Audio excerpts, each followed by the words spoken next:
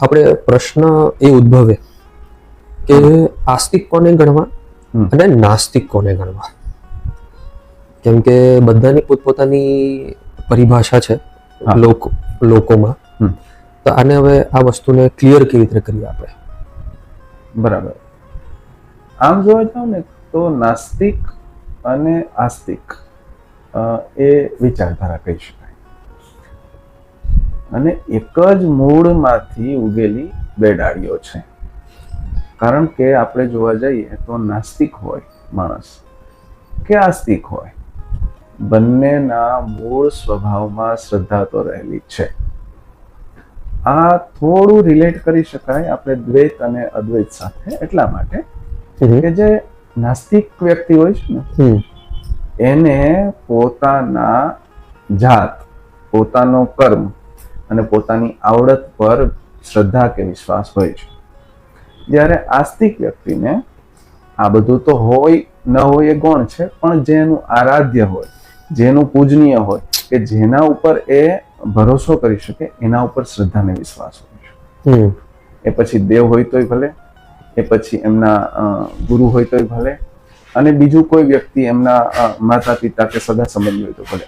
આસ્થા, આસ્તિકમાં આસ્થા આવે એ બીજા ઉપર રાખવાની વાત છે. બરાબર. અને નાસ્તિક વ્યક્તિ જે આપણે કહીએ છીએ, જેને એક આપણે અત્યારે નાના એના પેલા જે કહી શકાય કે બંધનમાં બાંધી દીધું છે, નાની વ્યાખ્યા કરી દીધી છે કે નાસ્તિક એટલે ભગવાનમાં ન માને નાસ્તિક. ના, એ પણ મૂળમાં તો એના શ્રદ્ધા જ રહેલી છે.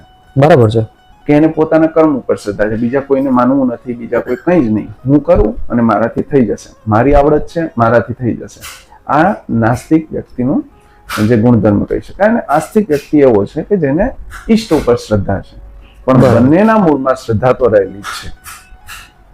સાચી વાત છે. તો આની અંદર હવે તમે શ્રદ્ધા શબ્દ વાપર્યો, જી, તો શ્રદ્ધા, અંધશ્રદ્ધા અને અશ્રદ્ધા, હા, એનો હવે તફાવત કઈ રીતે કરો તો પછી?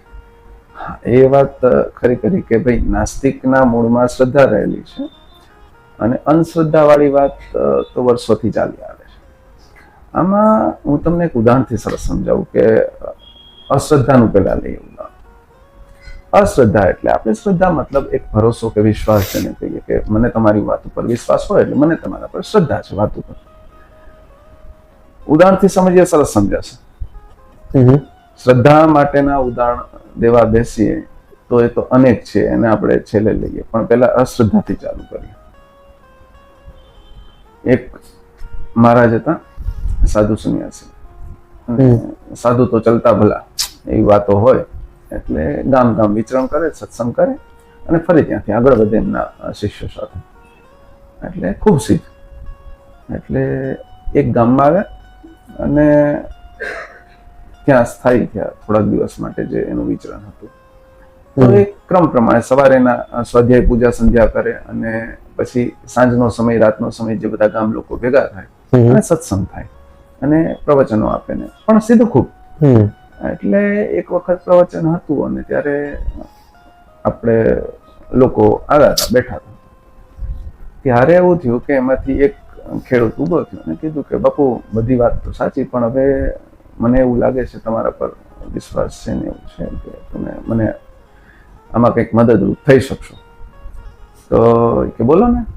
મારે ખેતર છે મોટું, અને મને એવું હવે લાગે છે કે મારે પાણીની થોડી ઘટ પડશે, તો મને બોર કે દાર કરવો છે, તો એના માટે ક્યાં કરવો એ જો મને જગ્યા મળે તો શું છે કે પાણીની સરવાણી સારી આવે ને આપણે મને ફાયદો થાય. ઓકે. મહાત્માએ આંખો વીંચીને ધ્યાન થોડું ધર્યું ને એમના પેલા પદ્ધતિઓ પ્રમાણે જોયું, વિચાર્યું અને કીધું કે તમારે લીમડાનું ઝાડ છે ખેતરમાં એક શેઢે? તો કે હા. દક્ષિણ શેઢે છે? તો કે હા. કે બસ એનાથી 10 ફૂટ પશ્ચિમમાં તમે ખાડો 100 ફૂટ ઉતરી જાજો, એટલે પાણી આવશે, સરસ આવશે, ક્યારેય નહીં ખૂટે, કે ચિંતા ન કરો.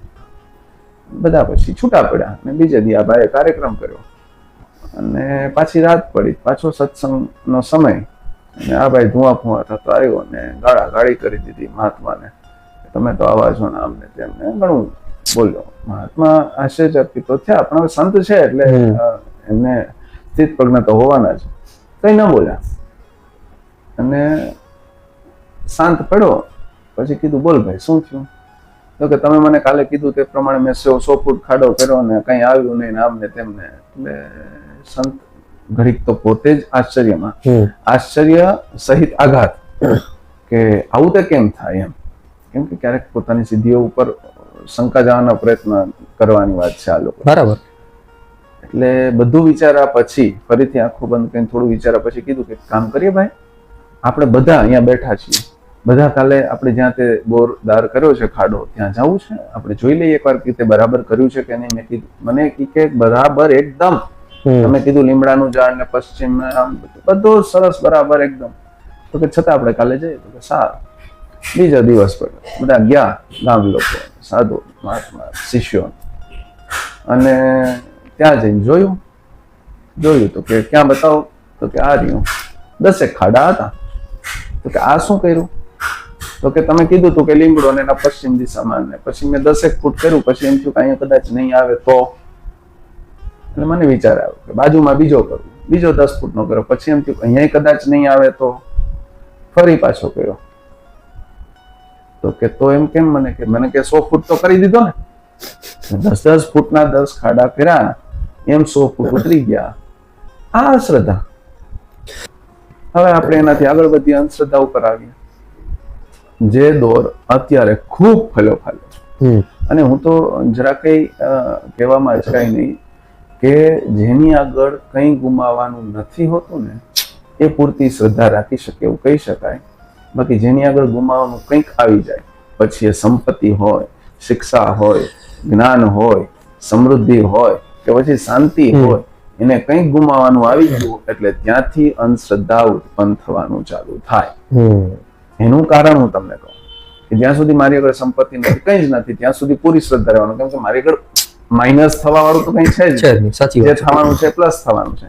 જેની આગળ પ્લસ થોડું ઘણું પડ્યું છે ને એને માઇનસ થવાની ખૂબ બીક હોય. એટલે શ્રદ્ધા એની અંધશ્રદ્ધામાં પરિવર્તિત થઈ જાય. અને અંધશ્રદ્ધામાં પરિવર્તન થાય ત્યારે વાત કેવી આવે કે અમુકને એવું થાય કે મેં જો આ બ્રેસલેટ કાઢી નાખ્યું તો મારું પડી ભાંગશે, જો હું આ બેટ નહીં વાપરું તો મારી આજે સદી નહીં વાગે. અને એકાદ વાર જો કોઇન્સિડન્સલી થયું આવી વાત એટલે પછી તો એ બેટ જ ભગવાન થઈ જાય. મૂળ તો વાત વિખાઈ જાય બધી. ખૂબ જ શ્રદ્ધા ચાલી રહી, કાળો દોરો પહેરી લઉં તો મને આવું થઈ જશે. અમુક વાતો જ્યોતિષ શાસ્ત્ર, ગણિત શાસ્ત્ર મુજબ હોય છે, પણ એને ખૂબ એના ઉપર નિર્ભર થઈ જવું કે પછી એ જ કરી દેશે એવી વાત નથી. એ બધા સપોર્ટ છે તમારા માટે. મુખ્ય માર્ગ તો છે નહીં. એક સરસ મજાનો ટાપુ હતો અને ત્યાં આગળ વસ્તી થોડી ઘણી રહે અને દરિયાની વચોવચ. એટલે વર્ષો વીતી ગયા, ધીમે ધીમે બધા ત્યાં પોતપોતાની રીતે વસાહત કરીને રહેતા હતા. એક વાર ત્યાં સુનામીની આગાહી અને ટાપુમાંથી રહેણાંક લોકોને ખાલી કરવાની વાત આવી કે ભાઈ અહીંયા જીવનું જોખમ છે, તમે યોગ્ય સ્થળે સ્થળાંતર થઈ જાવ. આવી ચેતવણી. પણ ટાપુ હોય જ્યાં વસ્તી હોય ત્યાં બધું હોય કે વેપારીઓ રહેતા હોય, આ છે તે છે. એમાં એક મંદિર પણ હતું ને પૂજારી કે બ્રાહ્મણ, ખૂબ શ્રદ્ધાવાન અને રોજ પૂજા કરે ને આવી બધી વાતો. પછી મંદિરે જઈને બેસી ગયા. આવી ચેતવણી સાંભળી એટલે એને તો હોય ને કે હું રોજ પૂજા કરું તો કંઈક તો કામ આવશે. જપ ચાલુ કરી દીધા, પૂજાઓ ચાલુ કરી દીધી કે આમાંથી બચાવો. વાજબી વાત છે કે ભાઈ શ્રદ્ધા એને છે. તો ધીમે ધીમે સુનામી ચાલુ થઈ, જે ભરતી આવવાની ને ગોઠણ સમાણા પાણી થઈ ગયા બધે. તો નાવડીઓ આવવા માંડી બાજુના ગામમાંથી અને ત્યાંથી એ બચાવવા માટે તો બધાને કીધું કે ખાલી કરો. એટલે ઘર છોડીને બધા લોકો પોતપોતાના ઘર છોડીને નાવડીમાં બેસીને યોગ્ય સ્થળાંતર કરવા માંડ્યા. એ પછી જયારે આ મંદિરમાં પણ જોયું તો કે હાલો મહારાજ આ બધું હવે આપણે જવાનું છે. તો કે નહીં, હું બેઠો છું, મારા આરાધ્ય મને બચાવવા આવશે, તમે જતા રહ્યા. તો પછી છાતી સુધી પાણી આવ્યું. ધીમે ધીમે ફરી પાછા ગામના લોકો જે 2-4 બાકી રહી ગયા હતા કે મહારાજ તો ત્યાં બેઠા છે, લઈ આવો. એટલે ફરી પાછા આવે કે ચાલો હવે કોઈ બાકી રહેતું નથી સામે, તમે બાકી છો ને અમે બાકી છીએ તો નીકળી જઈએ, છેલ્લી નાવ આવે છે. તો એમ પછી તો નાવ પણ નહીં આવી શકે અહીંયા. એટલે ફરી પાછો એનો મને તો બચાવ આવશે, મારે શું કામ આવવું જોઈએ ભાઈ તમારી ભેગો. તમે મને બચાવવાળા કોણ? મને બચાવવાળો એ આવશે, હું એની પૂજા કરું છું, આખી જિંદગી એની પૂજામાં જ કાઢી છે. ન મળ્યા તો બીજું તો શું થાય? પેલા તો પોતપોતાનો જીવ બચાવે, છેલ્લે ગળા સુધી પાણી આવે, ડોક સુધી, અને ડૂબવાની બસ તૈયારી. હેલિકોપ્ટર આવ્યું, નાવ તો બંધ થઈ ગઈ. હેલિકોપ્ટર આવ્યું કે ભાઈ કોઈ બાકી રહી જતું હોય તો કોઈ શોધી લે. એને કદાચ કોઈ કિનારે બેસીને કીધું કે ત્યાં એક મહારાજ છે, ફરીથી કીધું કે નહીં આવો, મને બચાવવા આવશે, તમારું કામ નથી.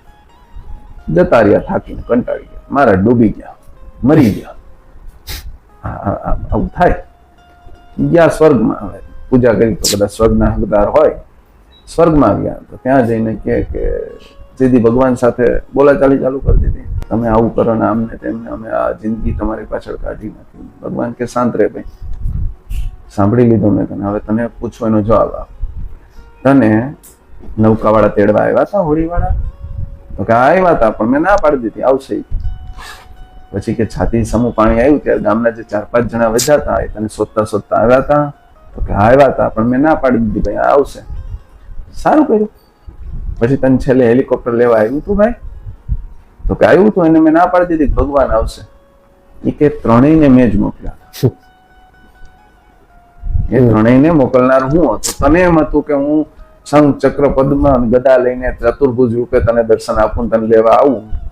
એવી વાત ન થાય. આ તારી અંધશ્રદ્ધા હતી. તારા માટે અગત્યનું હતું કે સહી સલામત સદેહે ક્યાંક સલામત સ્થળે પહોંચવું, જે મારું કર્તવ્ય હતું મેં નિભાવ્યું 3 વાર. તે ન આવી શક્યો એ તારી ભૂલ છે. આ અંધશ્રદ્ધાનું સૌથી મોટું ઉદાહરણ. તમને કુદરતી મદદ મળતી જ હોય છે ને મળી જ રહે છે, પણ તમને તો દોરા ધાગામાંથી ઊંચા નથી આવતા. આનાથી વિશેષ અંધશ્રદ્ધાનું બીજું મોટું ઉદાહરણ શું હોઈ શકે? બરાબર છે. અને વાત જો શ્રદ્ધાની આવે તો ઇતિહાસે ઘણા ઉદાહરણો આપ્યા છે. દ્રૌપદીનું ચીરહરણ થતું હોય ત્યારે એને કાનુડા ઉપર જે શ્રદ્ધા હોય, આંખો બંધ કરીને જે થવું હોય જોયું જશે, ત્યારે ચીરપૂર્વ આવે જ. સુદામા ખાલી હાથે દ્વારકા જાય ત્યારે એને શ્રદ્ધા હતી જ કે મારો કાનો, મારો લાલો, મારો મિત્ર, મારો પ્રિય સખા મને કંઈક તો વ્યવસ્થા કરી જ દેશે. અંકિંચન વ્રત હતું, માગવાની તો વાત જ નહોતી, પણ ખાલી શ્રદ્ધા પૂર્વક અંદર હતી અને જવાની વાત હતી. જ્યારે હિરણ્યકશિપુ પ્રહલાદને એમ કે બીજા હરક તો થાંભલો છે ને ચોટી જા, ત્યારે આપણા જે હોય તો ચેક કરવા જાય, કેમ લાગે? ગરમ લાગે? આખો નીચીને ચોટી ગયો. એને શ્રદ્ધા હતી કે હજારોને બચાવવા વાળો મને નહીં બચાવી ગયો. નરસિંહ મહેતા ઘી લેવા જાય, એના બાપના શ્રાદ્ધ માટે એનું ભજન કરવા બેસી જાય, અને બાપનું શ્રાદ્ધ ભગવાન પોતે આવીને નરસિંહ મહેતાના રૂપમાં કરી જાય, એના દીકરીનું મામેરું ભરી જાય. આ શ્રદ્ધા. વગર શ્રદ્ધા એ નથી થયું. એની પાસે, એ લોકો પાસે ગુમાવવા જેવું કઈ હતું જ નહીં. મીરાબાઈને ઝેરનો કટોરો રાણો મોકલે, બરાબર, અને લાવો પી લો. 1 સેકન્ડનો વિચાર કર્યા વગર કે આ પીધા પછી શું થશે, અને છતાંય જીવી જાય. આ શ્રદ્ધા. આનાથી વિશેષ બીજું કઈ હોતું નથી. એટલે અશ્રદ્ધા વાળી વાત તો ખૂબ ખરાબ છે કે એમાં તમારું કઈ વળે નહીં.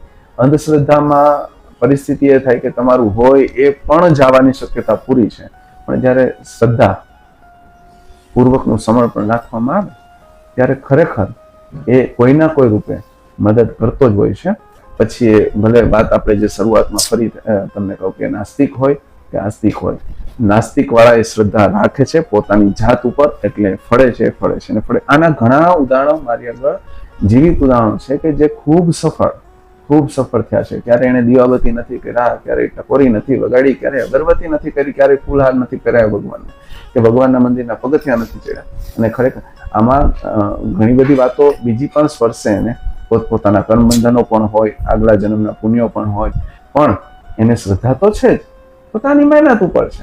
બરાબર. અને ભગવાને કીધું છે ગીતાજીમાં કર્મણ્યવાધિકાર હસ્તે મા ફલે શું કદાચ વાળી વાત કદાચ એને ન ઉતરી હોય, પણ કર્મણ્યવાધિકાર હસ્તે વાળી વાત તો છે જ એનામાં.